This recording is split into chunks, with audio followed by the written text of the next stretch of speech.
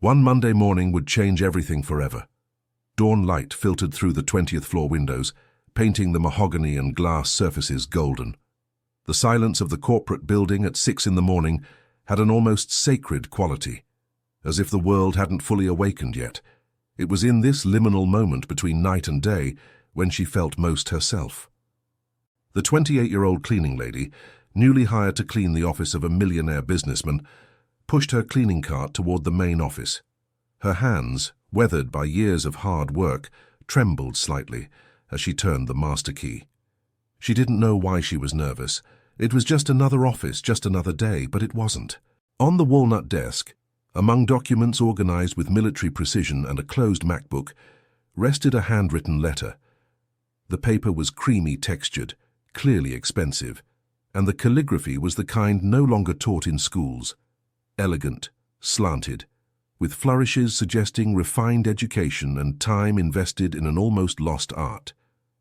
A subtle perfume emanated from the paper, notes of sandalwood and bergamot that filled her senses when she approached to move the letter and clean underneath. Her hands stopped midway. Something about how the morning light illuminated the words made her pause. She shouldn't read. It was private correspondence, none of her business. But her eyes had already caught the first lines, and once she started, she couldn't stop. Her heart raced in a way that had nothing to do with physical exertion. The words continued, entire pages of reflections on unrequited love, on the search for someone who could see beyond appearances, on the fear of being vulnerable in a world that rewarded hardness. She read to the last line, and when she finished, something inside her had moved in a way she'd never experienced. It was as if these words had been written for her, about her, though she knew that was impossible. She was invisible. She always had been. Carefully, she placed the letter exactly where she'd found it, memorizing its exact position. She cleaned the office on autopilot, her hands executing practiced movements while her mind remained on those words. When she left the building at 10 in the morning, the outside world seemed less real than the emotions contained in that letter. For 28 years, she had perfected the art of being invisible. Her name was Clara Mendoza, though few people bothered to ask. To the world, she was simply the cleaning girl, a functional presence that appeared, cleaned, and disappeared without leaving a trace beyond the shine on floors and the lemon scent in the air. She had been born in the La Victoria neighborhood, on the city's outskirts, where unpaved streets turned into rivers of mud when it rained. Her father had abandoned the family when she was 6, leaving her mother, Mercedes, to raise 3 children alone on a seamstress's irregular salary. Since childhood, Clara had been different. While her siblings played in the street, she sat in the free public library, devouring books with a voracity that alarmed the librarians. She read everything: classic novels, poetry, philosophical essays. Words were her refuge, her window to worlds where people like her could be heroines, could be seen, could matter. But reality always imposed itself. At 16, when she finished high school with outstanding grades, there was no money for university. Her mother needed help paying for her younger brother's medical treatment, who had been born with a heart condition. Clara found work at the ProClean cleaning company, and her dreams of studying literature were filed away, along with her notebooks full of poems she would never show anyone. Now, 12 years later, she was still cleaning offices. She had perfected a routine that allowed her to function without thinking too much. Wake at 5 in the morning, take 2 buses to reach the financial district, clean for 4 hours, return home to care for her mother, whose arthritis had worsened to the point of preventing her from working, and then spend afternoons doing additional sewing work. But 3 things defined her essence beyond routine. First, a deep sensitivity to perceive details others ignored. She could read a person's emotional state from how they left their workspace. Disordered documents revealed anxiety. Forgotten coffee cups suggested worry or haste. Books open to certain pages indicated a search for answers. Second, an unshakable loyalty to those she loved. Her family was her anchor, and she would make any sacrifice for them. It was this loyalty that kept her in jobs that destroyed her body and crushed her spirit, because the money was necessary. Third, and perhaps most destructive, a self-sabotaging tendency to consider herself unworthy of great happiness. Whenever something good threatened to enter her life, An internal voice whispered that it was a mistake, that she deserved nothing more than subsistence. Her internal conflict consumed her daily. She desperately desired to be seen and valued for who she really was, with all her intelligence, sensitivity, and depth. But at the same time, she hid these qualities under a facade of simplicity, assuming the role society expected of a cleaning lady. It was easier, safer, less painful than risking showing her true self and being rejected. The letter she had found that morning had cracked something in that carefully constructed facade. The words had touched parts of her that she kept buried so deeply that sometimes she forgot they existed. That night, lying in the narrow bed of her small room, with the sound of her mother's irregular breathing in the adjoining room, Clara allowed herself something dangerous: hope. Tomorrow, she would return to that office. Perhaps there would be another letter. Perhaps she could, even invisibly and without being reciprocated, know the man who wrote those words. It was a silly fantasy, she knew, but it was hers, and in that moment, it was enough.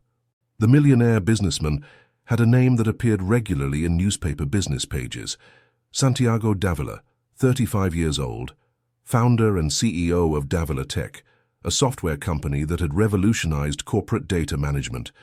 His story was the type that inspired articles about the entrepreneurial dream, a man from modest origins who had built an empire through hard work and innovative vision.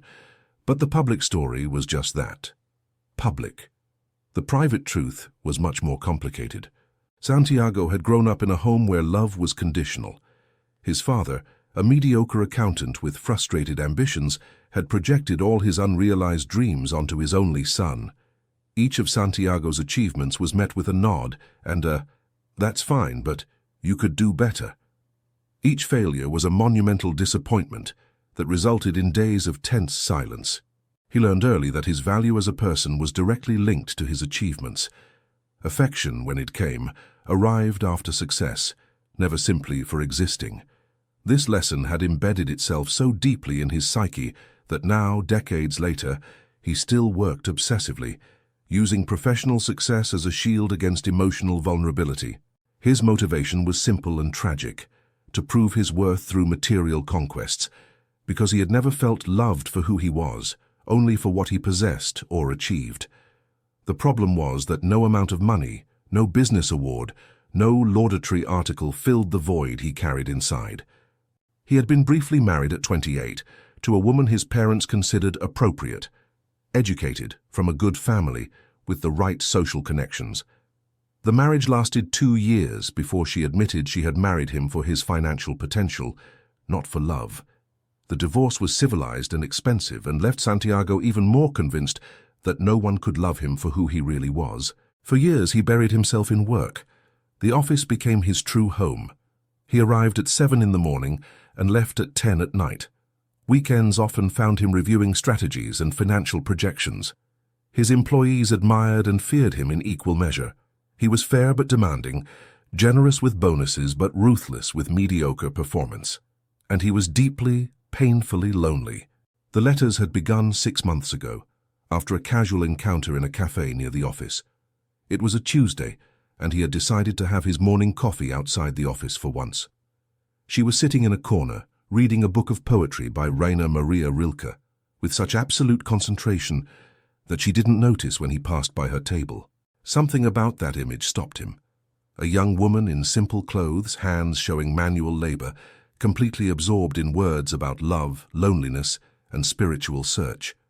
She seemed like a living contradiction, and that contradiction intrigued him. Over the following weeks, he began frequenting that cafe at the same time. She was always there on Tuesdays, always with a different but equally profound book. Occasionally their eyes met, and she smiled shyly before returning to her reading. Once they exchanged a few words about the weather. Another time he noticed her book title and mentioned he liked that author. She had lit up, her eyes shining with an intelligence and passion he rarely saw in the social circles he frequented. Those brief encounters became the bright point of his weeks. He began writing letters addressed to her, though he never had the courage to deliver them. The words flowed from him with an ease he didn't experience in any other area of his life. In those letters he was completely honest, completely vulnerable, completely himself. After a few months, she stopped appearing at the cafe. Santiago waited for weeks, but she never returned. The disappointment was surprisingly sharp. He realized he had built an entire fantasy around a woman whose full name he didn't even know. But the letters continued. He no longer wrote them for her specifically, but as a way to process his own emotions, to give voice to parts of himself he kept hidden from the world. He left them on his desk because the act of writing them was cathartic, and storing them in a drawer seemed somehow less honest. What Santiago didn't know was that his letters were being read. He didn't know that the invisible woman who cleaned his office every morning was the same person who had captivated his attention in that cafe. He didn't know that, by writing for an audience he believed lost, he had found a reader more dedicated than he could have imagined. Sometimes in the mornings when he arrived at the office, he noticed small details that intrigued him. His books reorganized, but in a way that made sense, grouped by theme or emotion rather than alphabetically. Fresh flowers in the vase on his desk, always in colors that matched his mood. A subtle lavender scent that lingered in the air. He wondered about the person who cleaned his space. They must be observant, someone careful. But schedules never coincided, and she remained a mystery. Two mysteries, actually. The cafe woman who had disappeared, and the invisible cleaning lady who seemed to understand him without knowing him. He had no idea they were the same person. Week after week, Clara found new letters. It had become a silent addiction. Every Monday, Wednesday, and Friday, when she entered Santiago Davila's office, her heart beat faster, anticipating the moment when she would see the elegant paper on the desk. The letters were never in envelopes, always open, as if inviting to be read, though she knew they weren't meant for her. Each letter revealed more layers of the mysterious man she never saw. He wrote about his childhood, about the constant pressure of never being enough. He wrote about his failed marriage, about how money had attracted people who would never really see him. He wrote about casual encounters in a cafe, about conversations on literature and philosophy, about the feeling of finally being understood, even if briefly. Clara began responding mentally to the letters while she worked. As she polished the Italian marble floors, she imagined what she would tell him about the loneliness he described. As she organized the shelves filled with business books and, curiously, classic poetry, she composed responses to his reflections on the meaning of success. As she cleaned the floor-to-ceiling windows overlooking the city skyline, she wondered what he would think if he knew his invisible audience shared many of his feelings. Clara's life had acquired a strange dual quality. During the day, while cleaning, she existed in this secret world of words and deep emotions. During afternoons and evenings, she returned to her reality, caring for her mother, doing additional sewing work, stretching every dollar to cover medications and rent. Her mother had noticed the change in her, though Clara tried to hide it. "You're different, Mija," Mercedes told her one evening as they ate rice and beans at the small kitchen table. "You have that look, like you're somewhere else." Clara forced herself to smile. "I'm just tired, Mom. Nothing more. Nothing." But Mercedes wasn't foolish. She had raised 3 children alone, had survived poverty and abandonment, had developed a sixth sense for detecting when her children were hiding something. Her eyes, still sharp despite her tired body, studied her daughter. "Is it a man?" she asked directly. Clara almost choked on her food. "What? No, Mum, of course not." Mercedes didn't seem convinced.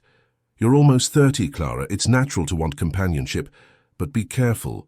Men—" She stopped, her face shadowing with memories of her own failed marriage.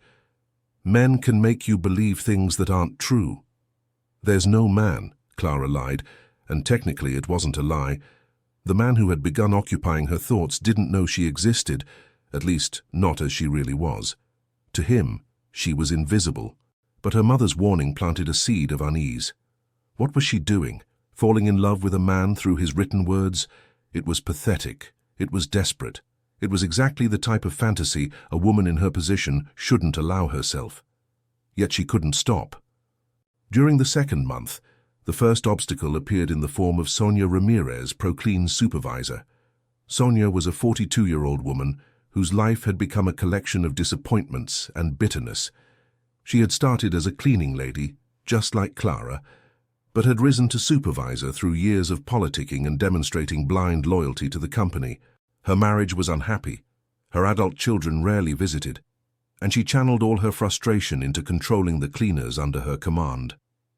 Clara had never particularly fallen on her radar, but that changed when Sonia began receiving positive comments about the cleaning at Davolatek's office.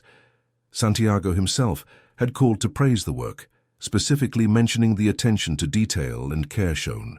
Sonia, motivated by an envy she didn't fully understand herself, began to suspect. Why was Clara spending so much time in that office? Other floors needed attention too. She started appearing without warning, timing how long Clara dedicated to each space. "You have 20 minutes for this office," Sonia barked, tapping her watch. "Not 25, not half an hour. 20. Other clients paid too." Clara had to become more efficient, faster. She cleaned in a whirlwind of practiced movement, stealing only a few precious minutes at the end to read the letters. Sometimes Sonia arrived before she could read to the end, and she spent the rest of the day with the incomplete words tormenting her. The pressure increased, but so did something else, a determination she didn't know she possessed. If she was going to risk losing her job for these stolen moments, she would at least make the most of them. She began carrying a small notebook hidden in the pocket of her uniform, and when she had a moment she copied passages from the letters that moved her most. At night in her room, she reread these stolen words, memorizing them.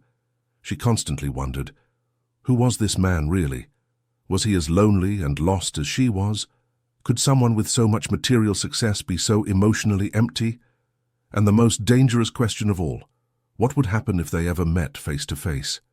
Would he really see her, or only see the cleaning uniform, the worn hands, the social class that separated them? During the 3rd month, while cleaning a drawer that accidentally opened, she found something that changed everything. Drafts of the letters with dates. They weren't old, as she had assumed. All had been written in the last 6 months, coinciding exactly with the period she had worked there. Her heart stopped. She checked the dates again, calculating, remembering. The first letter was dated 2 weeks after she had started this job, the second a week after that. With trembling hands, she read the drafts more carefully. The descriptions of the cafe woman now took on new urgency. A woman who wore a colorful scarf on Tuesdays. Clara had one, with blue and green stripes, that she wore religiously on Tuesday mornings because it was the longest day of her week, and she needed some color to lift her spirits. A woman who quoted Rilke's poetry.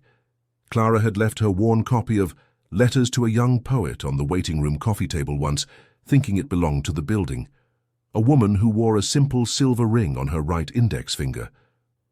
Clara looked at her own hand, where shone the only gift her father had given her before leaving, a simple silver ring with a design of intertwined leaves. The revelation hit her with the force of thunder. She was the woman in the letters, not an idealized version, not a fantasy. He had noticed specific details about her, Clara Mendoza, and had built an entire emotional world around those brief cafe encounters. But he didn't know she was the cleaning lady. To him, those were two completely different people, the intriguing, intellectual woman he occasionally met at the cafe and the invisible employee who cleaned his office. The understanding was devastating and exhilarating at once. She was loved, desired, seen, but only as a fragmented version of herself, the version who wore casual clothes on Tuesdays, who read in cafes before work, who allowed herself to be intellectual and dreamy before putting on the cleaning uniform and worn hands. She sat on the office floor surrounded by cleaning products, and for the first time in months let tears flow. They were tears of joy mixed with anguish. What should she do with this information? Should she reveal herself? What if he rejected her when he knew the truth of who she was during the rest of the day? The culture they lived in wouldn't give space for this impossible love. A cleaning lady and a millionaire. People would mock, say she was fortune hunting, that she had put herself in that situation deliberately. Even if he felt something for her, the social pressure would be immense. Clara wiped her tears and finished with the drawer. She left everything exactly as she had found it, the draft stored, the secret preserved. She didn't know what to do with this new reality, so she decided to do nothing. She would continue as before, reading the letters, existing in this liminal space between being seen and being invisible, at least for now. The fourth month brought unexpected magic. Clara had decided something during the weeks following her discovery. If she couldn't have a future with Santiago, she could at least communicate with him in the present, even if indirectly. She began leaving small signs, coded messages that only someone very attentive would notice. She reorganized his books thematically instead of alphabetically. Books about loneliness next to books about human connection. Romance novels beside philosophical treatises on the meaning of relationships. It was a silent conversation through book spines. When there were fresh flowers in the budget the office provided, she chose specific colors. Yellow roses when she felt his letters reflected hope. White chrysanthemums when she detected melancholy. Orange lilies when his words showed determination. She left her personal poetry book in different places around the office, always open to specific pages that responded to something he had written in his most recent letters. If he wrote about loneliness, she left the book open to a Pablo Neruda poem about longing. If he wrote about hope, she chose verses by Gabriela Mistral about light after darkness. Santiago began to notice. At first he thought they were coincidences, but the patterns were too consistent, too perfect. Someone was responding to him. Someone understood what he wrote. The realization filled him with an emotion he hadn't felt in years. Anticipation. He began his own game of responses. He left generous tips with thank you notes, not just for the cleaning, but specifically for details. Thank you for organizing the books that way. It makes sense now. Or, today's flowers are perfect. How did you know? One morning he left a new copy of a contemporary poetry book on the desk with a note. For whoever understands the language of unspoken words. Clara found the book and almost dropped her window cleaner bottle. Her fingers trembled as she picked it up. It was a first edition of an emerging poet she had read about in a literary magazine she browsed at the supermarket. The book cost what she earned in a week, and it was hers. She couldn't accept it. It would be inappropriate. But when she opened it, she found an inscription on the first page. For my unknown reader. These words are yours now. She held the book to her chest, feeling its weight, the gift of it, the impossibility of it all. For the first time, she allowed herself to imagine a different scenario. What if she left a note? What if she revealed herself? But fear paralyzed her. It wasn't just fear of rejection, though that was there. It was fear of destroying this beautiful thing they had built in the space between them.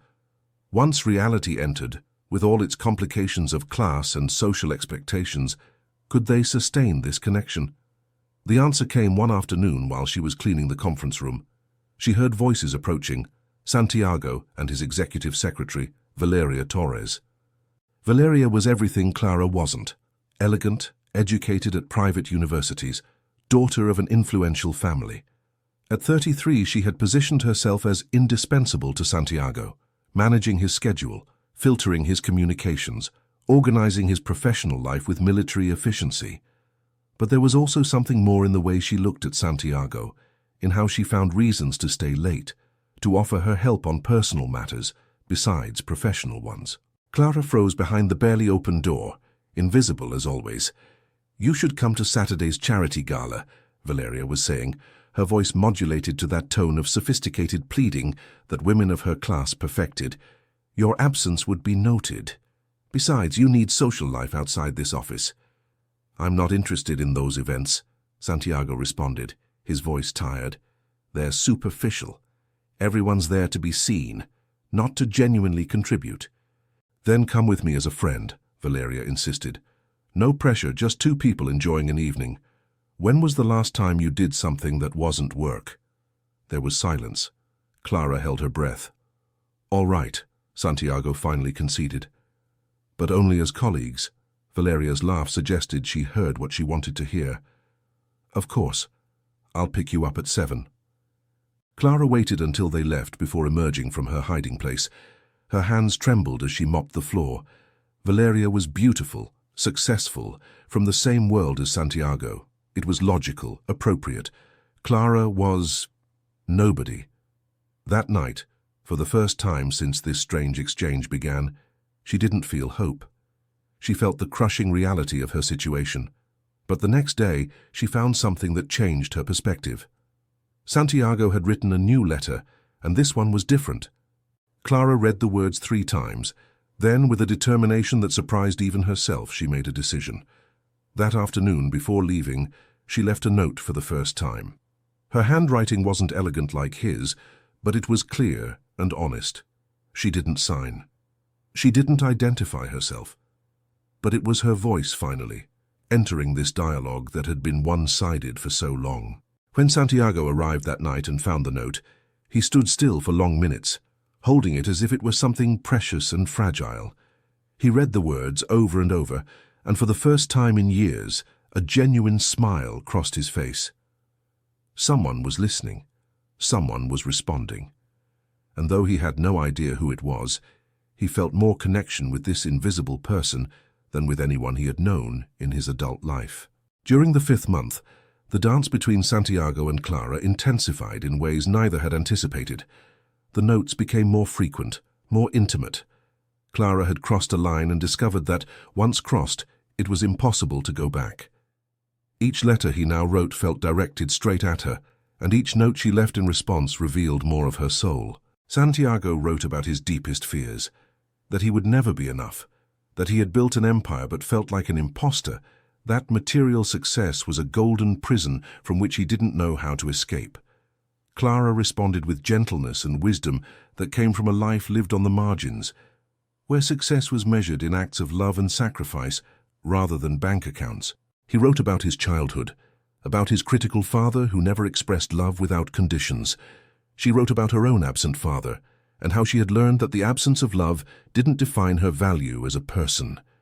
He wrote about the loneliness of being surrounded by people who only wanted something from him. She wrote about the invisibility of being someone others looked through, not at. They were getting to know each other in the deepest way possible, layer after layer of vulnerability, without the complications of physical attraction, social judgment, or external expectations. It was pure, and it was dangerous precisely because of that. Clara knew she was falling in love, not with the rich and powerful man the world saw, but with the broken and searching man who revealed himself in those letters. And she realized, with a mixture of joy and terror, that he too was falling in love with her, or at least with the words she wrote. The problem was he didn't know he was falling in love with his cleaning lady. The turning point came during a routine cleaning, when Santiago returned unexpectedly to retrieve forgotten documents. It was 10 in the morning, a time when he was normally in external meetings. Clara was in his office, back to the door, reorganizing his books. She had found a first edition of 100 Years of Solitude in a box, and was looking for the perfect place to display it. She was so concentrated, she didn't hear the door open. "Excuse me," said a soft male voice. Clara startled so badly she almost dropped the book. She turned, and for the first time their eyes met directly. Santiago Davila was younger than she expected, or perhaps it was that the internet photographs didn't capture the quality of his presence. He had dark hair, slightly long, disheveled in a way that suggested he had more important things to think about than his appearance. His eyes were the color of whiskey, tired but kind, surrounded by lines suggesting he worried too much and smiled too little. He wore a suit, but had loosened his tie and rolled up his shirt sleeves. "Sorry to interrupt your work," he continued, and there was something in his voice, genuine warmth, that made Clara's heart beat wildly. "I just need some files." "Of course, Mr. Davila," she managed to say, her voice barely above a whisper. She quickly put the book on the shelf and stepped aside, giving him space. He moved toward his filing cabinet, but his eyes strayed to the shelves. "You found the first edition," he commented, genuinely pleased. "I'd forgotten I had it. My grandfather left it to me." It's beautiful," Clara said, gripping her cleaning cloth as if it were a lifeline.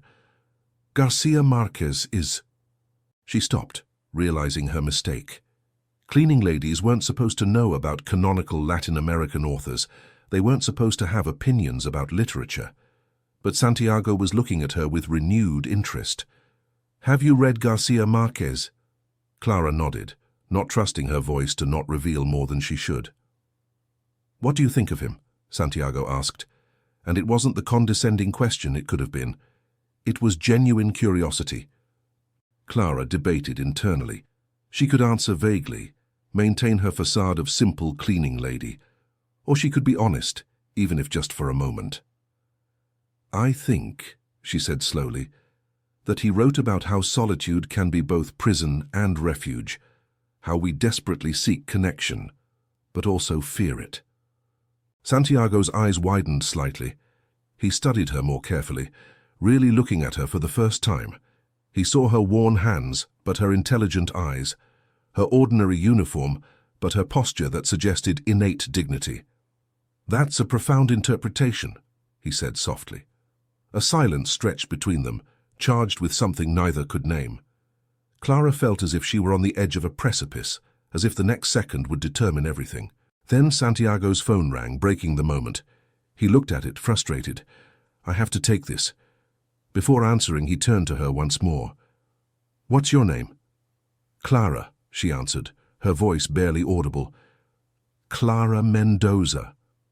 "Clara," he repeated, as if memorizing the name. "Thank you for taking such good care of this space. The care you put into your work shows." And then he left, answering the phone as he exited, leaving Clara trembling and leaning against the shelf to support herself. That brief encounter changed everything. Santiago now paid attention in ways he hadn't before. He began leaving small tips with more personal thank-you notes. Once he left a package of special tea with a note, "Thought you might enjoy this during your break." Clara responded with more confidence now. When she found important documents misfiled, she organized them with notes explaining her system. When she saw he had worked late, evident from accumulated coffee cups, she left a note suggesting he take better care of his health. She was becoming less invisible, and it was terrifying and exciting at once. But at home, things were getting complicated.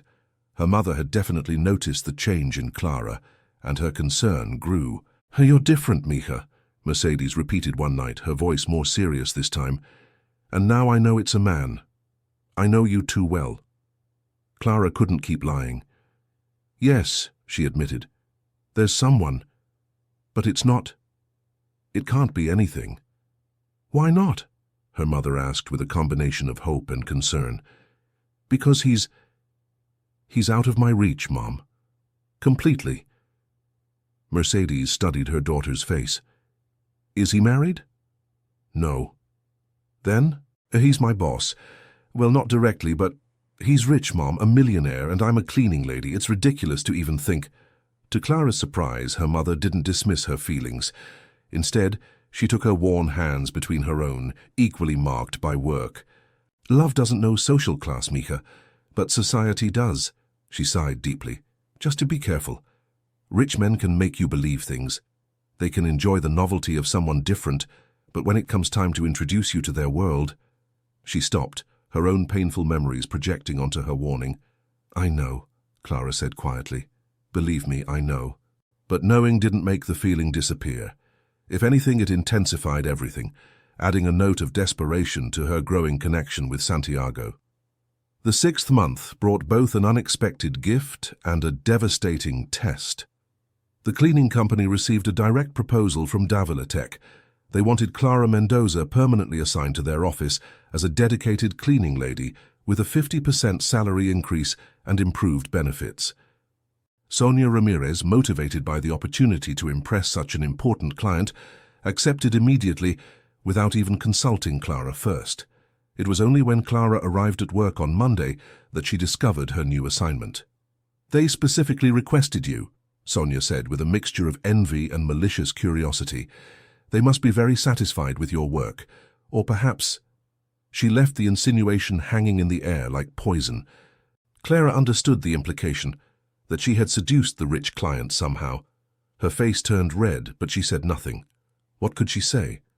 The truth was so complicated that even she didn't fully understand it. The salary increase was significant. It could help with her mother's medications, maybe even save a little, but the emotional cost was immense. Every day now she would be in that space, immersed in Santiago's presence, knowing she was falling more deeply in love with a man she couldn't have. The office environment had changed with the seasons. The large windows now showed autumn leaves falling, painting the world in golden and red tones. Santiago had brought plants inside, claiming he needed life around him. Clara cared for them with extreme dedication, talking to them in whispers while watering, telling them secrets she couldn't share with anyone else.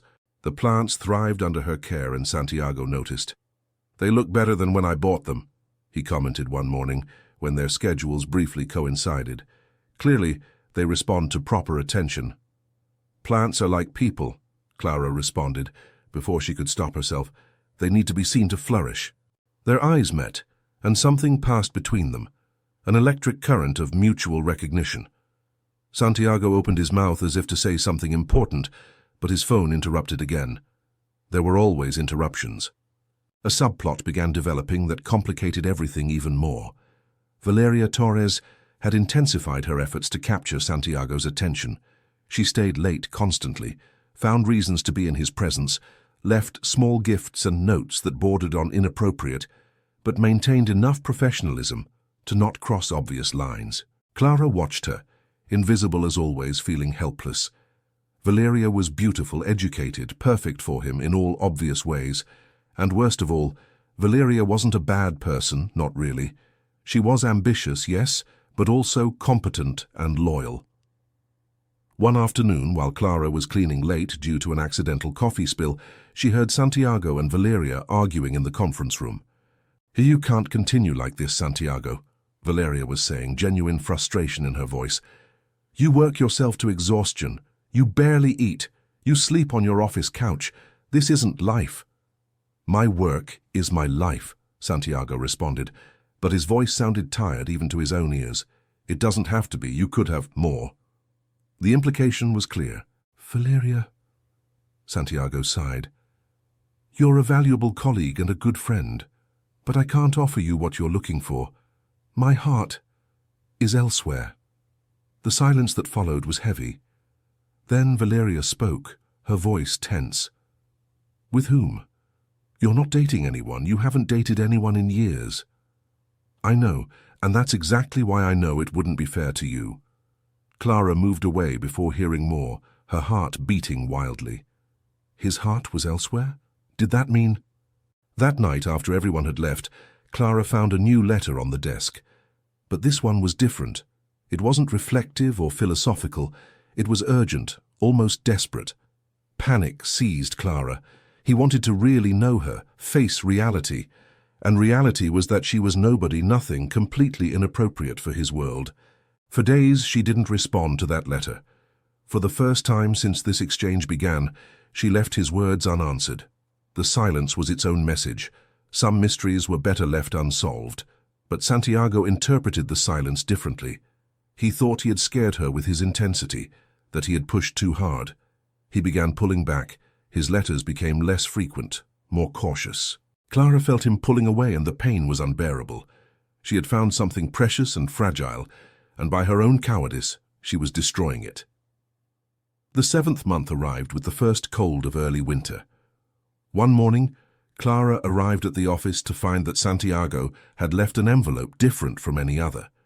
It didn't contain a letter, but an old photograph and a brief note. The photograph showed a small boy, maybe 6 years old, with serious eyes and a forced smile, standing next to a man who wasn't smiling at all. The note said, Tears ran down Clara's face as she held the photograph. She saw the child Santiago had been, already carrying the weight of expectations he could never fulfill. And she understood in that moment that she wasn't in love with a millionaire or a successful businessman. She was in love with that lost child who had never been enough for his father, who had built empires seeking a love he could never buy. That night, she sat at her small kitchen table with blank paper in front of her. Her mother slept in the adjoining room, her breathing soft and regular. Clara wrote and rewrote, destroying drafts, trying to find the right words.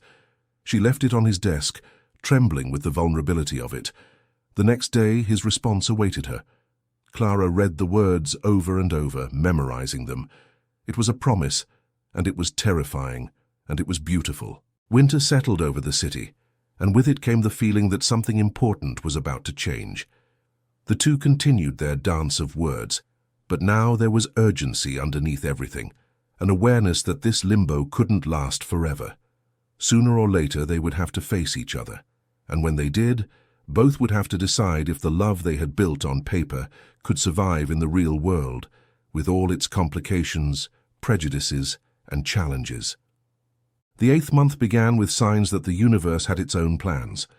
For 3 consecutive days, an unusually violent storm battered the city. The skies darkened to a leaden grey that seemed to swallow daylight. Wind howled between skyscrapers like a wounded creature, and rain fell in curtains so dense it turned the world into a blurred watercolor. Thursday of that week, Clara had arrived early due to a change in bus schedules. It was barely 5:30 in the afternoon, and though she normally finished at 10 in the morning, she had accepted additional deep cleaning that day for extra pay. Her mother needed a new medication that insurance didn't fully cover. She was finishing polishing the 20th floor windows when the building shook with a particularly violent thunder. The lights flickered once, twice, then went out completely. Emergency lights came on, bathing everything in an unsettling green glow. Clara's heart raced. She had hated storms since childhood, when lightning had struck near her house and set the neighbor's tree on fire. The memory of flames reflecting in windows while her mother hugged them all, the smell of burned wood, the visceral fear, all came rushing back. She breathed deeply, trying to calm herself. She just needed to pack her things and go home. The building had emergency generators. She would be fine. But when she reached the lobby, a security guard stopped her. "Sorry, miss, the elevators aren't working and the stairs are temporarily closed. There was a short circuit on the 15th floor.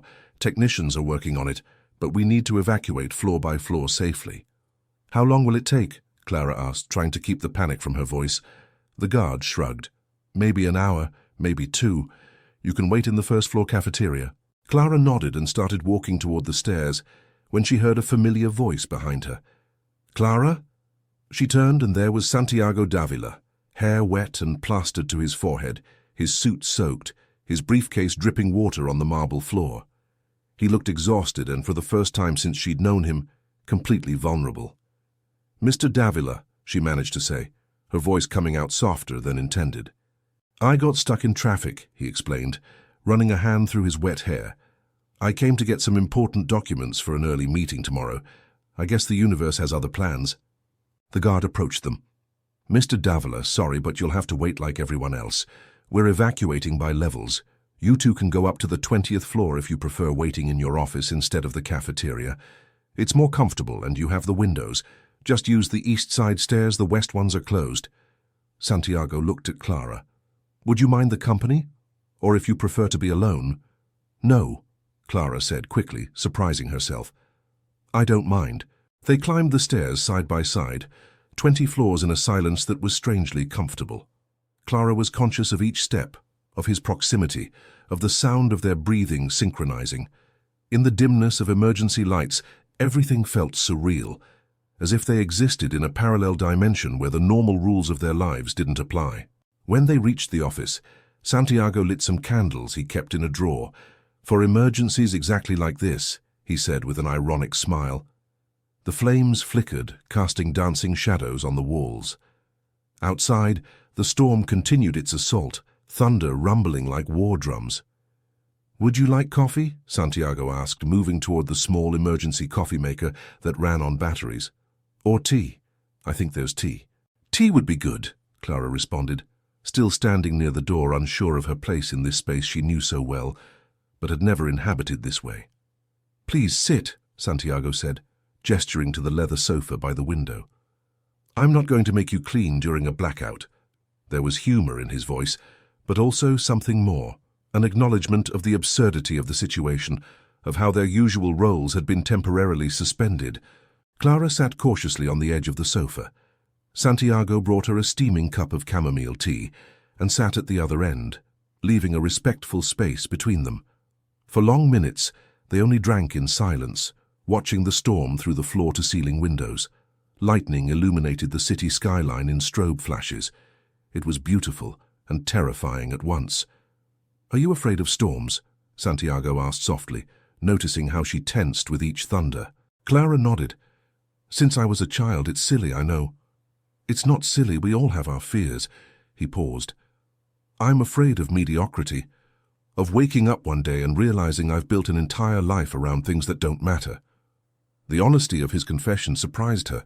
Clara looked at him really for the first time that night, seeing him not as her employer or as the author of the letters, but as a human being sitting beside her in the darkness, equally lost.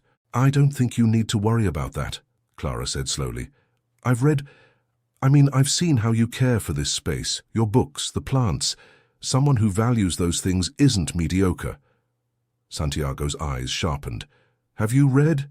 he repeated, and there was a bigger question in those two words. Clara's heart beat so loudly she was sure he could hear it. This was the moment, the precipice. She could retreat, make a joke, deflect, or she could jump. "Yes," she said, her voice barely a whisper. "I've read your letters." The silence that followed was absolute, heavier than the thunder outside. Santiago sat completely still, processing the words. "All of them?" he finally asked, his voice tense. "All of them? And the notes? The responses I found? They were mine." Santiago stood abruptly, walking to the window, turning his back to her. Clara couldn't see his expression, but she saw the tension in his shoulders, the way his hands clenched into fists at his sides. "How long?" he asked, his voice controlled but charged with emotion. "Since the first letter, since the first day." He turned then, and his face showed a mixture of emotions so complex Clara couldn't decipher them all. Surprise, confusion, but also something that looked dangerously close to hope. "Why?" The question came out as a broken whisper. "Why didn't you tell me?" Clara felt tears burning behind her eyes but held them back. "Because I'm nobody. I'm the cleaning lady, and you're you. Because words on paper are safe, but reality—" Her voice broke. "Reality is full of reasons why this can't work." "This?" Santiago repeated, taking a step toward her. "What is this, Clara?" The sound of her name on his lips said with such intensity, almost undid her. She stood facing him, though every instinct told her to flee. "I don't know," she admitted. "I only know that your words made me feel seen for the first time in my life, and I know I'm a fool for thinking that could mean something outside those letters." "A fool?" Santiago's voice was almost incredulous. "Clara, I've been searching for you for 8 months. The cafe woman, the person reading my letters, the one responding with such wisdom and compassion. I've been falling in love with a ghost, and it turns out you've been here all along." Clara stepped back, overwhelmed. You don't know what you're saying, don't I?" He took another step toward her. "Let me tell you what I know. I know you're the most intelligent person I've met. I know you see the world in ways I never could. I know you care for things others would ignore. I know your words have saved me from drowning in my own loneliness more times than I can count. But Clara began, and he interrupted. "What? A cleaning lady? And what am I? A businessman so in love with his success that he forgot how to be human. Clara, titles and money and social classes, all of that is—" He gestured frustrated. "They're curtains we hang to pretend they matter. But when I read your words, when we talk about books and loneliness and fear, does it matter in those moments who cleans and who signs checks?" A particularly violent thunder shook the building, making the windows tremble. Clara startled, and without thinking, Santiago closed the distance between them, his hands finding her shoulders in an instinctive gesture of comfort. "It's okay," he murmured. "It's just noise. It can't hurt you." But Clara was trembling. And it wasn't just from the thunder. It was from his proximity, from the warmth of his hands through the thin fabric of her uniform, from the reality of this moment she had imagined 1,000 times, but never believed would happen. "I'm so afraid," she whispered. "Me too," Santiago admitted. Terrified. Their eyes met in the flickering candlelight, and Clara saw in them the same vulnerability she had read in his letters. He wasn't the self-assured businessman the world saw. He was the child from that photograph, still seeking to be enough, still seeking to be loved for who he was. "You said you needed time to find courage," Santiago said softly. "I need courage too. Courage to believe this can be real. Courage to face what the world will say. Courage to be vulnerable with someone who knows me completely." "What if I'm not what you expect?" Clara whispered. "What if reality disappoints the fantasy?" "Clara." He said her name like a prayer. You've been here for 8 months. You've seen my worst days, my mess, my weakest moments. You've read my darkest thoughts, and you kept coming. You kept responding. If anyone should worry about disappointing expectations, it's me." Clara's words were so honest they hurt. "But I read and write and feel deeply, and none of that changes that my hands are worn from cleaning products, that my clothes come from thrift stores, that I live in an apartment that fits in your living room. Your world will never accept me." "Then we'll build a new world," Santiago said with a ferocity that surprised her. "A world where what matters are midnight conversations, shared books, people who really see each other. Isn't that what we've both been searching for?" Clara wanted to believe it. God, how she wanted to believe it. But fear was overwhelming. Years of being invisible, of being less than, of knowing her place. "I need time," she finally said. "This is too big, too fast." Santiago nodded, though disappointment was evident on his face, but there was also understanding. "I'll take all the time you need. But Clara, please don't disappear. Don't run away because this has become real." "I won't," she promised, though she wasn't sure it was a promise she could keep. The lights suddenly came back on, bright and blinding after the darkness. Both blinked, the moment broken. A static voice came from the intercom. The elevators were working again. Evacuation could proceed. The magic of the storm, of the suspended space where they could be just two people without titles or expectations, faded. Santiago was again the businessman. Clara was again the cleaning lady. The lines that had temporarily blurred were redrawn with harsh clarity. "I should go," Clara said, moving toward the door. "Clara!" He called her when her hand touched the doorknob. She stopped but didn't turn. "Thank you. For the letters. For everything." She nodded, not trusting her voice, and left. In the elevator going down, surrounded by other building employees chatting about the storm, Clara allowed herself a moment of silent collapse. She leaned against the cold metal wall and closed her eyes. Everything had changed, and nothing had changed, and she had no idea what to do now. The following days were torture of the most exquisite variety. Clara arrived at the office as always, cleaned as always, but everything was different. Santiago no longer left letters, but he left other things. Books marked on specific pages, flowers in colors that spoke their private language, brief notes that said things like, "I thought of you when I read this," or "Do you remember when we discussed this topic?" He adjusted his schedule so their paths would cross occasionally. He didn't force conversations, but when their eyes met, there was an entire world in those glances. Clara was torn between two equally strong impulses: run toward him or run away. Fear and desire fought inside her in a constant battle that left her exhausted. Her mother noticed the deterioration. Mercedes saw how her daughter barely ate, how she stared into space during meals, how her eyes had that look of someone constantly at war with themselves. "Mija," she said one afternoon after work, taking Clara's hand in hers, "you have to decide." "Decide what?" Clara asked, though she knew perfectly well what her mother meant. "Whether you're going to fight for what you want or let fear decide for you." Mercedes sighed, her eyes distant with memories. "When your father left, it was because he chose cowardice. He didn't have the courage to face poverty, responsibilities, real life. And for years I blamed myself. I thought I wasn't enough, that if I had been prettier, more this, more that, he would have stayed." Clara squeezed her mother's hand, feeling tears form.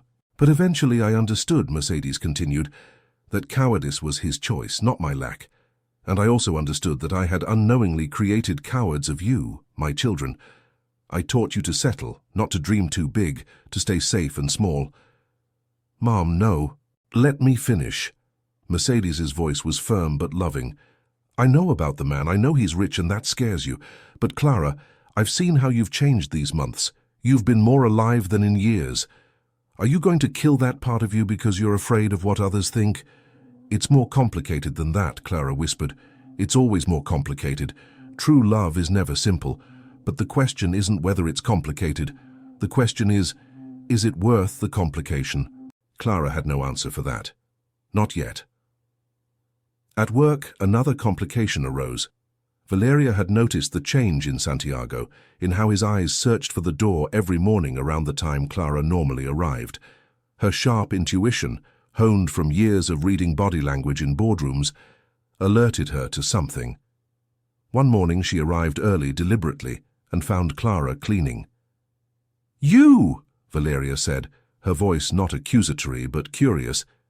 "It's you, isn't it?" Clara froze, her cleaning cloth halfway to a window. "Excuse me?" "The reason Santiago's been different, the reason he rejected every invitation of mine for months, it's you." There was no malice in Valeria's voice, only tired resignation. Clara didn't know how to respond, so she said nothing. Valeria sat on the edge of Santiago's desk, studying Clara with eyes trained to evaluate people. "Do you know how long I've been in love with him? 3 years? 3 years of subtle hints, of making myself indispensable, of waiting for him to see me the way I see cleaning ladies, functionally without really registering." The irony wasn't lost on either of them. "But he sees you," Valeria continued, and now there was a note of something darker in her voice. "The question is, what are you going to do with that?" Clara found her voice. "I don't know what you want me to say." "I don't want you to say anything.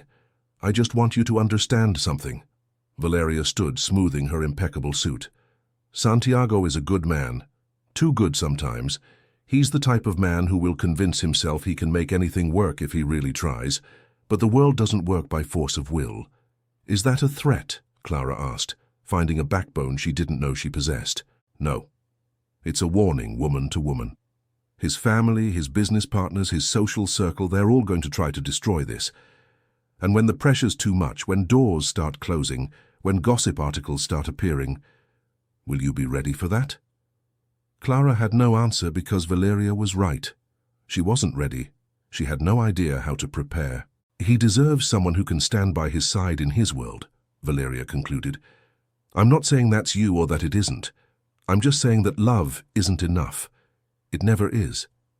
And with that she left, leaving Clara trembling with the truth of her words. That afternoon, Santiago arrived early from a meeting and found Clara in his office, sitting on the floor surrounded by books she'd been reorganizing. "Are you okay?" he asked immediately, noticing her expression. "Valeria knows," Clara said without preamble. Santiago closed the door and sat on the floor across from her, crossing his legs in a surprisingly casual posture for someone in a $3,000 suit. "I know. She came to talk to me too." "And?" "And she asked me if I knew what I was doing, if I'd thought about the consequences, if I was prepared to defend myself when the world decided to have opinions." "What did you tell her?" Santiago picked up one of the books between them, a worn volume of Pablo Neruda. He opened it to a random page and read, "Love is so short and forgetting is so long." He looked at Clara with an intensity that left her breathless. "I told her I'd prefer a short and true love to a long life of forgetting. I told her that for the first time in my life I'm truly awake, and I'm not going back to sleep because it's more comfortable." "But she's right," Clara whispered. "Your world. To hell with my world." The vehemence in his voice surprised her. "Clara, I've lived in my world for 35 years and felt like a stranger in my own life, with you in letters, in stolen conversations, on this floor where you pretend to clean while reorganizing my library in emotional order. I feel like I belong. It's not that simple." "No, it's not. It's going to be difficult, complicated, sometimes probably impossible. But here's what I know. I can face difficulty with you by my side, or I can live an easy and empty life without you. And honestly, Clara, after tasting what it feels like to be really seen, I can't go back." The words were beautiful, and Clara wanted to believe them, but fear was still there, a constant weight in her chest. "I need to show you something," Santiago said suddenly, standing and extending his hand. "Do you trust me?" Clara looked at his extended hand for a long moment. It was more than a question about a spontaneous excursion. It was the bigger question.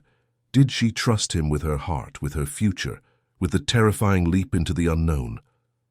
Slowly, she placed her hand in his, and he helped her up.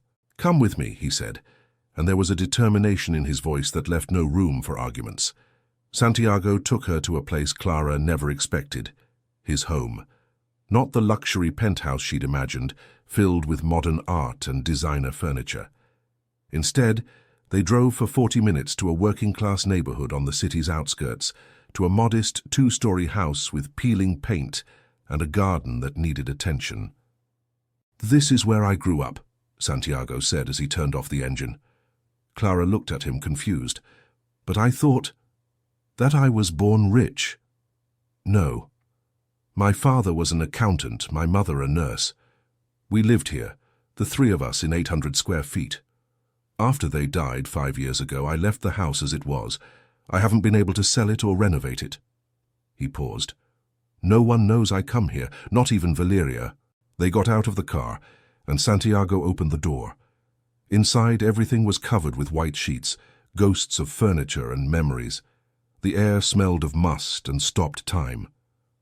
Santiago began removing the sheets systematically, revealing a living room full of ordinary things. A worn sofa, an old television, shelves filled with second-hand books and family photos. "Why did you bring me here?" Clara asked softly. "Because I need you to understand something." Santiago sat on the uncovered sofa, raising a cloud of dust. "The money, the success, all of it, I built it trying to escape this place, trying to prove to my dead father that I was worth something. But the truth is that this place, this ordinary life with its struggles and its imperfect love, was more real than anything I've built since." Clara sat beside him, and Santiago took a photo album from the coffee table. "Look." He opened to a page showing a small boy sitting on this same sofa, reading a book clearly too big for him. "My mother took this picture. I was 7, had just learned to really read, and I was obsessed. I read everything. Cereal boxes, medicine instructions, anything with words." Clara saw the boy in the photo, his absolute concentration, and saw echoes of the man sitting beside her. "My father hated that I read. He said it was wasted time, that I should be playing sports or learning practical skills. But my mother defended me. She took me to the library every Saturday, bought me used books with money she saved from groceries." His voice broke slightly. "She saw who I really was, not who my father wanted me to be, but who I was." "She sounds like a wonderful woman," Clara said softly. She was. "And you know what else? She was a cleaning lady." The words dropped into the space between them like stones. "She worked night shifts cleaning offices to pay for my books, my education. She left at 10 at night and came back at 6 in the morning, exhausted with red and cracked hands from chemicals." Clara felt tears burning in her eyes.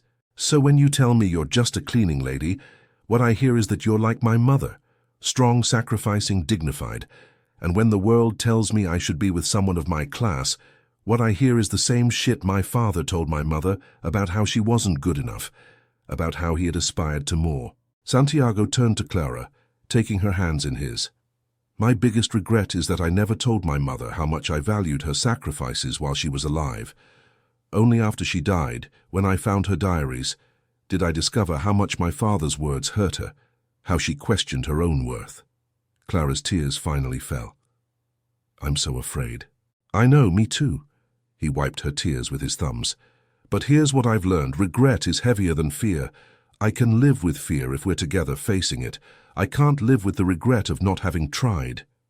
"Your world is going to eat us alive," Clara whispered. "Probably," Santiago admitted. "But here's the secret. It's not my world. It never was. I infiltrated it, built a fortress in it, but I never belonged. Maybe it's time to build a different world, one where kids like I was can read without shame, where women like my mother, like you, are seen for the value they truly have." Clara looked around the house. Seeing the layers of history and pain and love it contained, she saw the boy Santiago had been, hungry for words and acceptance. She saw the mother who had sacrificed everything to protect that hunger, and she saw the man who had built empires trying to prove himself, only to realize that the only value that mattered was what couldn't be bought. "What exactly are you proposing to me?" she finally asked. "Time," Santiago said. "Time to know each other outside of letters and the roles we play. Time for you to see who I really am, beyond money and success. Time for me to know you completely, not in fragments, but as a whole person." And then? And then we decide. Together. If this can work, if it's strong enough to withstand the pressure that will come. But Clara, I need you to know. I've already decided for my part. I'd rather try and fail with you than succeed with anyone else. Clara closed her eyes, feeling the weight of the decision. She could play it safe, keep her life predictable and small, protect herself from potential pain. Or she could jump, risk everything on the possibility of something real. She thought of her mother, who had survived abandonment and poverty but had emerged with her dignity intact. She thought of Santiago's mother, who had cleaned offices so her son could dream. She thought of all the moments in her life where she had chosen security over possibility. And she made the most terrifying decision of her life. "Okay," she whispered, "let's try." The smile that lit Santiago's face was like sunrise after a long night. He hugged her, and for the first time, Clara allowed herself to relax into his embrace, to allow herself to feel the moment completely without the armor of fear. Outside, the world continued spinning. Challenges still awaited them. But in this house filled with memories, surrounded by the ghosts of past loves and struggles, two people found the courage to start something new. The decision to try changed everything, but not in the romantic ways Clara had imagined. Santiago wanted their relationship to be public, honest. "No more hiding," he insisted. "If we're going to do this, we do it properly." But properly turned out to be infinitely more complicated than either had anticipated. It started with small things. Santiago invited her to dinner at a real restaurant, not hidden in his house or in neighborhood cafes where no one knew them. Clara accepted, but spent a week agonizing over what to wear, finally borrowing a dress from a cousin.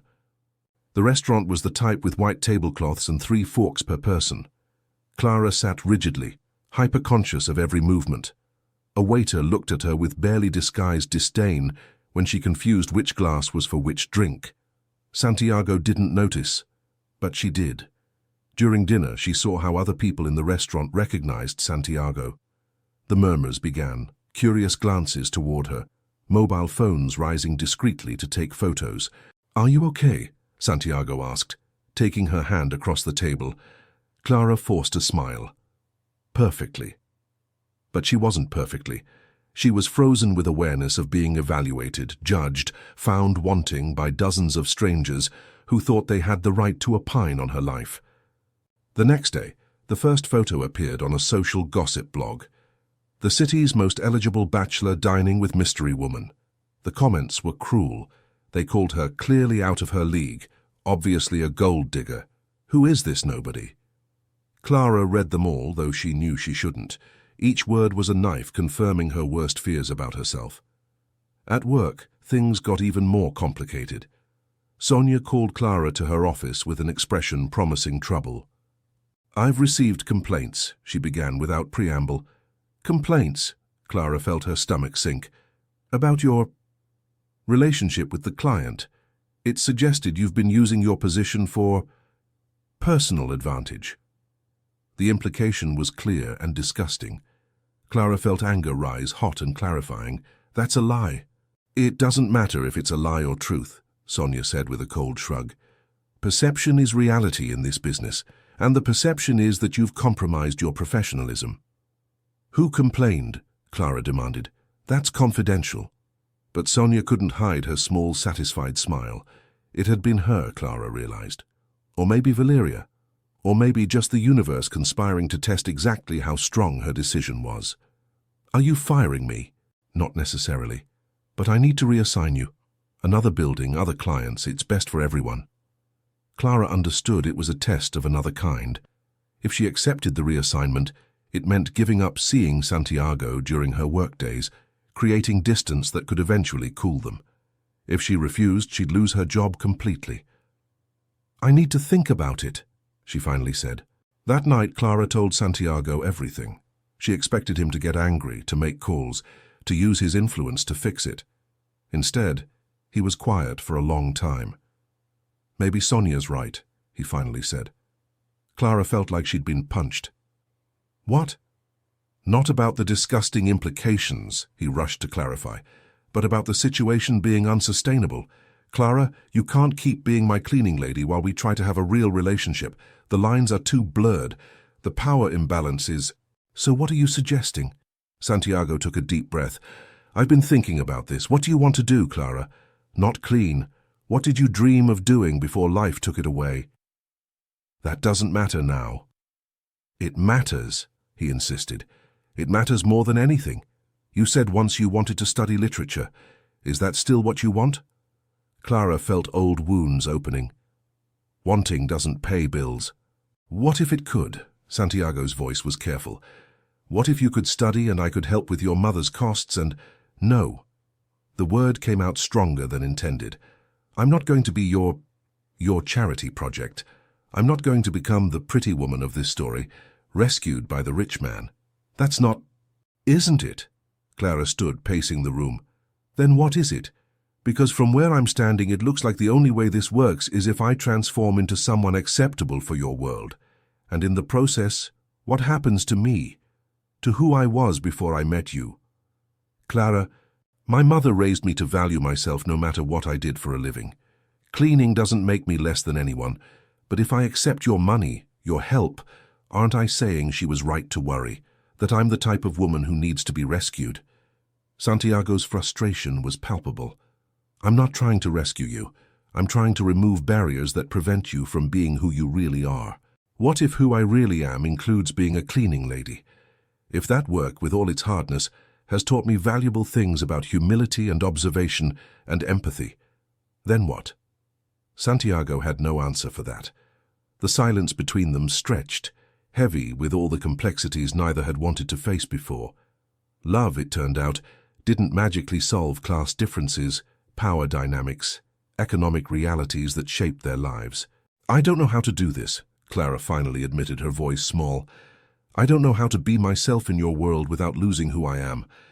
I don't know how to accept help without feeling like I'm selling my independence. I don't know... Her voice broke. Santiago wrapped his arms around her, and she allowed herself the comfort though part of her resisted. Then we'll figure it out together, he murmured against her hair. No easy answers, no rescues, no transformations, just together, figuring it out day by day. It was a beautiful promise, but Clara wondered if it was one they could keep. The world had no patience for figuring out. The world demanded you fit into the boxes it assigned you, or it crushed you for trying something different. That night, Clara had a nightmare. She dreamed she was at an elegant gala, dressed in a beautiful dress that didn't fit right. Everyone in the room was looking at her, whispering. Santiago was on the other side of the room, surrounded by people of his class, and when she tried to reach him, he didn't recognize her. "Who are you?" he asked, looking at her like she was a stranger. She woke with tears on her cheeks, her deepest fear exposed by her subconscious. It wasn't fear of the world's judgment. It was fear that Santiago would eventually see what everyone else saw, that she didn't belong. The crisis came 2 weeks later in the form of an article. An investigative journalist had dug up the complete story. Clara Mendoza, pro-clean cleaning lady, in a relationship with Santiago Davila, CEO of Davila Tech. The article was sensationalist and cruel, full of insinuations about financial motivations and modern fairy tales that end in scandal. It included interviews with anonymous sources, suggesting Clara had deliberately manipulated the situation, that she had read private letters without permission, technically true, that she had built a relationship based on deception. Clara's mother read the article on her phone and cried, not from shame but from rage for her daughter.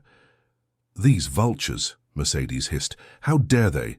But Santiago's family reacted worse. His aunt, who managed public relations for Davila Tech, called with an urgency bordering on panic. "You have to end this," she demanded. "Now, before it affects the company. Investors are nervous. Partners are asking questions. What were you thinking, Santiago?" "I was thinking," Santiago said in a dangerously calm voice, "that I finally found something real in my life. Real doesn't matter if it destroys everything you've built. Stocks dropped 2 points today. Do you understand what that means?" Santiago did understand, and it mattered, despite everything. He had spent 15 years building his company from scratch. He couldn't simply ignore the impact his personal choices had on employees, investors, partners. He met Clara in the park where they now met, a neutral space away from offices and homes. She arrived with red eyes from crying, but her back straight with determination. "I know what you're going to say," Clara began before he could speak. "And it's okay. I understand." "What do you think I'm going to say?" "That this was a mistake, that it can't work, that the cost is too high." Her voice was firm, but Santiago could see how her hands trembled. "And you're right, your company, all those jobs, your reputation, it's not worth risking for this." "For this?" Santiago repeated. "You mean the only genuine thing in my life? The person who sees me completely and still chooses to be here? But I'm not here, am I?" Clara's words came out bitter. "I'm hidden in parks and neighborhood cafes. I can't go to your events, meet your partners, be part of your real life. I'm an embarrassing secret." "You've never been that." "Haven't I?" Clara pulled out her phone, showing him comments from the article. "Read this. Read what the world thinks of me, of us. How must her apartment smell? Poverty and cleaning products. Betty's just bored, sampling how the other half lives. Give it 6 months before he replaces her with someone appropriate." Santiago took the phone, his face darkening as he read. "These people don't know us. But they're right about one thing. I don't belong in your world. And pretending I can, pretending love is enough is only hurting us both." "So what?" Santiago's voice rose with frustration. "We just give up? We let cruel strangers decide our future?"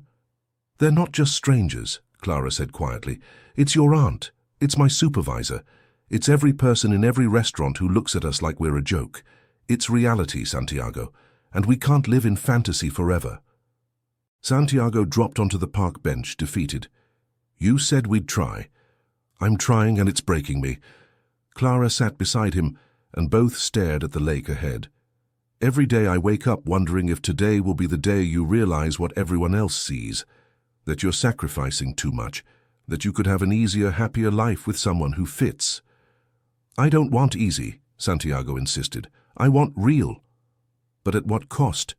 Your company?" "The company will survive. Stocks will recover. Gossip will pass." "And us?" Clara asked. "Will we pass? Or will this slowly destroy us, turn love into resentment?" The question hung between them, too honest, too real. Santiago took Clara's hand. "I'm scared too," he admitted. "Terrified that you're right, that no matter how hard we try, the world will find a way to separate us. That someday I'll wake up and discover I hurt you with my selfish choices of wanting to be with you. So what do we do?" "I don't know." Santiago closed his eyes. "For the first time in my life, I don't have a plan, don't have a strategy. I only have this. I love you, Clara. Not the idea of you, not the fantasy. You, with your fears and your worn hands and your fierce intelligence and your heart you've protected so carefully. And maybe that's not enough, but it's all I have." Clara felt hot tears roll down her cheeks. "I love you too. That's why I'm so afraid of not being enough." "Then we have to decide," Santiago said, opening his eyes and looking at her directly. "Here now, are we going to let fear decide, or are we going to fight? Not naively, not pretending it will be easy, but fight anyway." Clara thought of her mother, surviving abandonment and poverty. She thought of Santiago's mother, cleaning offices so her son could dream. She thought of all the people who had fought for love despite impossible odds, and those who had surrendered for safety. "If we're going to fight," she said slowly, "we need rules, boundaries." "Like what?" "First, no more hiding. If we're going to do this, we do it openly. But no exhibitionism either. We don't need to prove anything to anyone except ourselves." Santiago nodded. "Agreed. What else?" "Second, I keep my job, but take Sonia's reassignment. We find a way to see each other that doesn't involve workplace power dynamics." "But that means I won't see you as much." "Exactly. We need to build this on equal ground, not where you're the boss and I'm the employee. That will never work." Santiago struggled internally but finally nodded. "And third?" "Third, you don't rescue my problems." You don't pay my mother's bills. Don't finance my education. Don't make me your project. If I'm going to change my life, I need to do it myself, not because you made it possible. Clara, no. Her voice was firm. This isn't negotiable. I've spent my whole life being invisible, being less than. I'm not going to change that by becoming your dependent. I need to know I can stand beside you, not behind you, not held up by your money. Santiago saw the determination in her eyes and understood this was fundamental to her sense of self. Okay, he agreed, but let me help in ways that don't compromise your independence. Connections, not money. Opportunities, not rescues. Clara considered this. Like what? Like, there's a scholarship program at the State University for working adults. It's highly competitive, but you're brilliant, Clara. Let me help with the application, with recommendation letters. The rest is up to you. It was a compromise, one that respected her pride while offering genuine support. Clara nodded slowly. Okay, but one more thing. What? If ever someday you feel I'm hurting your life more than improving it, you tell me. You don't protect me, don't sacrifice in silence. You tell me, and we face it together. Same applies to you, Santiago said. If this becomes too much, if you need me but I'm failing, if the price is too high, you tell me. They sealed their pact with a kiss there in the park, aware there were probably cameras that they would probably end up in more articles. But for the first time, they didn't care. They were choosing this, eyes open, with all the complications, with fear, but also with hope. The next 6 months were the hardest and most transformative of their lives. Clara accepted the reassignment and began cleaning in another building. The separation during the day was strange at first, but also necessary. It gave them space to miss each other, to build a life outside the boss-employee dynamic that had defined their initial relationship. Santiago faced his family's and partner's anger with a steel backbone even he didn't know he possessed. When his aunt suggested he wait for this to pass before making public appearances with Clara, he brought Clara as his date to the next charity gala. The murmurs were immediate. The looks, the whispered judgments. Clara, dressed in a simple dress she had altered herself, felt every eye on her. But Santiago didn't leave her side. When someone made a passive-aggressive comment, he responded with cold courtesy that made clear Clara was not a topic for discussion. Valeria, to her credit, turned out to be an unexpected ally. After their initial confrontation, she had processed her feelings and arrived at a painful but genuine acceptance. At the gala, when she saw Clara overwhelmed near the bathroom, she approached. "First rule," she said without preamble, "ignore the stares. They're bored and looking for drama." "I don't know how to do this," Clara admitted. "Nobody does at first. But here's the secret. Half these people also feel like imposters. They're just better at pretending they belong." Valeria adjusted Clara's necklace with a surprisingly maternal gesture. "You're more real than anyone here. Don't forget that." Clara's education began not in university classrooms, but in the evenings after work. She applied to the scholarship program with an honest essay about how cleaning offices had taught her more about literature than any class could have. Meticulous observation, understanding human narratives through objects left behind, the art of reading between lines. She was accepted. Classes were overwhelming at first. She'd been out of academic environment for 12 years. The other students were younger, more educated, more fluent with academic jargon. Clara felt once again invisible. But then a professor, discussing the House of Bernarda Alba, asked for interpretations about class oppression. Clara timidly raised her hand. "The women in the play are trapped not just by Bernarda's house rules," she said, "but by how they've internalized those rules. They've learned that surviving means making themselves small, and the tragedy is that even when they could rebel, they're so used to the cage they don't even see the bars." The silence that followed wasn't disdain, but recognition. The professor nodded slowly. "That's a deeply personal reading. Are you speaking from experience?" "Yes," Clara said, finding her voice. "I've spent my life making myself small, and I'm learning slowly that the strongest cages are the ones we build ourselves." After class, students approached wanting to continue the conversation. Clara realized she had something valuable to offer, a perspective gained from living on the margins, from seeing the world from below looking up. Santiago, for his part, began examining his own world with new eyes. A board meeting became unbearable when he heard a director complain about having to pay minimum wages to cleaners as if they were dispensable expenses, not people with complex lives. "Those people," Santiago interrupted coldly, "are why this building is clean, why your coffee appears magically every morning, why you can work in a dignified environment. Maybe it's time to recognize that every job in this company has value." He implemented changes: better salaries for cleaning and maintenance staff, continuing education programs, mandatory respect regardless of position. Some partners complained. Santiago suggested they could sell their shares if they didn't like it. The stocks, ironically, began rising. It turned out treating employees like humans had positive PR benefits. Who would have thought? Clara's mother, Mercedes, eventually met Santiago at a carefully planned dinner. Santiago arrived with flowers and an expensive box of chocolates that Mercedes accepted with stoic politeness. During dinner, Mercedes studied him with those mother's eyes that saw everything. When Clara went to the kitchen for dessert, Mercedes leaned toward Santiago. "Are you going to hurt my daughter?"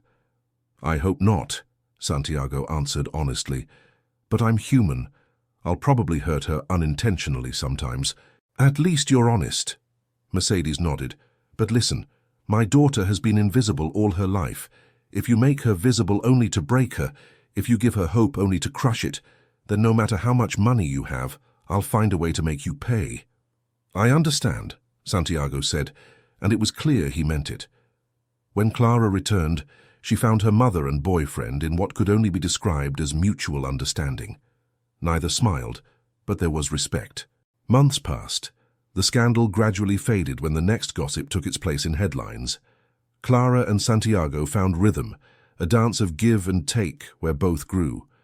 Clara discovered she loved academia, the exchange of ideas, the way literature illuminated human experience. She changed her major from general literature to social justice literature, fascinated by writers who used words as weapons against oppression. Santiago discovered he'd been hungry for purpose beyond profits. He started a mentorship program for children from low-income neighborhoods interested in technology. He partnered with non-profits. He found success meant more when shared. But not everything was beautiful transformation. They had fights, ugly fights about money, about class, about expectations. Once, after Clara rejected Santiago's offer to pay for her mother's knee surgery, they didn't speak for 3 days. "I'm trying to help," Santiago had shouted, frustrated. "I'm trying to maintain my dignity," Clara had responded. Reconciliation came when both admitted they were right and wrong. Santiago acknowledged his impulse to fix things with money came from years of using material resources as substitute for emotional connection. Clara admitted her pride sometimes prevented her from accepting legitimate help. They found middle ground. Santiago paid for the surgery, but Clara insisted on setting up a payment plan, returning a modest amount each month. It wasn't about the money, it was about maintaining her sense of agency. 1 year after that stormy night in the office, Clara graduated with honors from her bachelor's program. The graduation ceremony was small but meaningful. Mercedes cried openly, her face a mixture of pride and relief at seeing her daughter achieve something she'd dreamed of for so long. Clara's siblings came, surprised and proud of their older sister, who had found a way to break their family's cycle of perpetual survival. Santiago sat in the audience, applauding louder than anyone when Clara crossed the stage. It wasn't his graduation, but it felt like both their achievement, hers for having the courage to try, his for learning to support without controlling. After the ceremony, while taking photos outside, Valeria appeared unexpectedly with a bouquet of flowers. "Surprised?" she asked with a half-smile. "Completely," Clara admitted. "Well, someone has to keep you humble," Valeria joked. Then, more serious, "I'm proud of you. You did something most people never do. You changed your life without losing who you were in the process." She hugged Clara quickly, then disappeared into the crowd before emotions could become too overwhelming. That night, Santiago took Clara back to his childhood home, the one he'd shown her a year ago. But now it was different. He had hired Clara for design consulting, a middle ground that respected her need to earn what she received, and together they had transformed the space.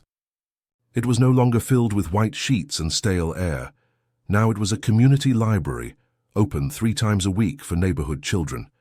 The shelves were filled with donated books. There were computers for research, comfortable spaces for reading. A plaque on the wall said, "Elena Davila Library in memory of a mother who believed words could change the world." "I thought," Santiago said softly as Clara read the plaque, "it was time to honor her memory by doing something she would have loved, giving other children what she gave me, access to worlds beyond their immediate circumstance." Clara turned to him, tears in her eyes. "It's perfect. There's something else." Santiago pulled a box from his pocket, but before he could open it, Clara placed her hand over his. "Wait," she said. "Before you do that, I need to say something." Santiago froze, fear crossing his face. "Is everything okay?" "More than okay, but you need to understand something." Clara took his hands in hers. "If this is what I think it is, then you need to know. I'm not accepting because I finally feel good enough for you. I'm not accepting because you've fixed my life or elevated me to your level. Then why? Because I've learned something this year. I learned that true love isn't about being saved or saving. It's about 2 imperfect people choosing each other, over and over, even when it's hard, especially when it's hard." Tears shone in Santiago's eyes now too. "I learned," Clara continued, "that my value doesn't come from what I do for a living or how much money I make. It comes from how I treat people, from how deeply I love, from my refusal to make myself small for others' comfort." "You've been the bravest person I've known," Santiago said in a rough voice. "And I learned," Clara smiled through her tears, "that you deserve to be loved not despite your imperfections, but including them, that the child who wasn't enough for his father became a man who is more than enough for himself." Clara, "So yes," she said softly. "Whatever's in that box, the answer is yes. Not because it's what I'm supposed to do, not because it's a fairy tale ending, but because choosing you every day with all the challenges that will come is the easiest decision I've made." Santiago opened the box, revealing not an ostentatious diamond ring, but a simple silver band with an inscription, "Seen, valued, loved." "It's not traditional," he began. "It's perfect," Clara interrupted, "because we're not traditional." He slid the ring on her finger, and she noticed he wore an identical one.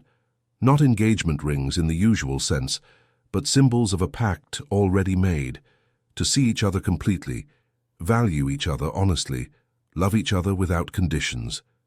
They kissed in the library named for a woman who had cleaned offices so her son could dream, surrounded by books that promised other children the same gift of possibility. The office on the 20th floor had changed but remained familiar. The floor-to-ceiling windows still framed the city skyline. The bookshelves were still filled with books, though now organized by a system only Clara and Santiago understood, grouped by emotions and themes they had discussed in their letters. Clara now entered not as a cleaning lady, but as partner in a new arm of Davila Tech, focused on technology education for underserved communities. Her office was 2 floors down, but she often came up for meetings, or simply because, after all, this office had history for her. The plants she had cared for had grown enormous. The poetry books had more dog-eared pages now, marking verses they had read together. A new section of the shelf contained Clara's research papers from the master's program she was completing. On the desk, there was always a letter. No longer anonymous confessions, but love notes they wrote to each other, keeping alive the tradition that had brought them together. The most recent one said, Clara smiled reading it, then took out her pen to write her response. She left the note on the desk and looked out the windows. Below, the city spread out, full of millions of stories, some invisible, some celebrated, all important. She had learned that visibility didn't come from being accepted by the world. It came from accepting herself completely, from refusing to be smaller for others' comfort, from understanding that her value was inherent, not granted by titles or bank accounts. She had learned that true love wasn't rescue or perfection. It was daily choice, mutual vulnerability, the courage to be completely seen. and she had learned that the best stories, the truest ones, didn't end with happily ever after, but with choosing each other every day forever. The door opened and Santiago entered, his tie loosened after a long day, but a smile lighting his face when he saw her. "Ready to go home?" he asked. Clara took his hand. "Always." They left together, passing the night cleaning staff who now earned dignified wages and full benefits, thanks to Santiago's reforms. Clara greeted each person by name, because she had learned that true visibility means seeing everyone, especially those society trains to ignore. In the elevator going down, Santiago asked about her day. Clara told him about a student in the program who reminded her of herself years ago, hungry for knowledge, but convinced she didn't belong in academic spaces. "What did you tell her?" Santiago asked. "I told her belonging isn't something others give you, it's something you claim for yourself," Clara smiled. "And that the best stories begin when you refuse to stay invisible." They walked out into the fresh evening air, the city lighting up as darkness settled. They had built something unconventional, something that defied the world's easy categories. It wasn't a fairy tale, because fairy tales minimize the real struggles they faced. It was better than a fairy tale. It was real. And in the end, that was all they had ever wanted. A real connection, real love, a real life built on mutual choice rather than social expectations. Clara looked at her ring, reading the inscription she now knew by heart. Seen, valued, loved. 3 simple things everyone deserved, but many never found.